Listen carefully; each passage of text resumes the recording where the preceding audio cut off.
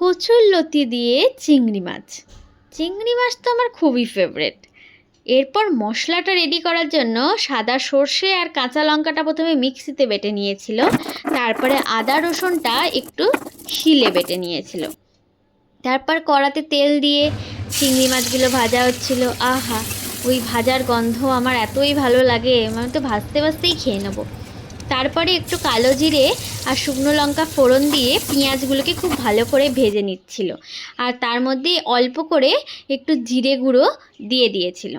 দিয়ে ভালো করে নেড়েচেড়ে, হ্যাঁ, আদা রসুনের যে পেস্টটা ওটাও দিয়ে দিয়েছিল। তারপর হলুদ দিয়ে ভালো করে নেড়েচেড়ে নিয়ে তারপর ওই সর্ষে আর কাঁচা লঙ্কার যে পেস্টটা ওটা দিয়ে খুব সুন্দরভাবে কষেছে, খুব ভালো করে দিয়ে কষে একটু জল দিয়ে ভালো করে কষে নিয়ে তার মধ্যে ওই ভেজে রাখা চিংড়ি মাছগুলোকে দিয়ে আবার ভালো করে নাড়ছিল।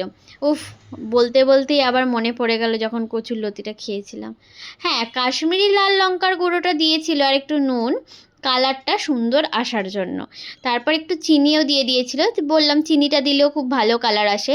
এরপরে যাতে না জিভটা কুটকুট করে, অনেকের কচুরলতি খেলে জিভ কোটায়, তো জিভটা যাতে না কুটকুট করে, তো তার জন্য অনেকক্ষণ ধরে নেড়ে জলটাকে মরিয়ে দিয়েছিল যাতে না কুটকুট করে।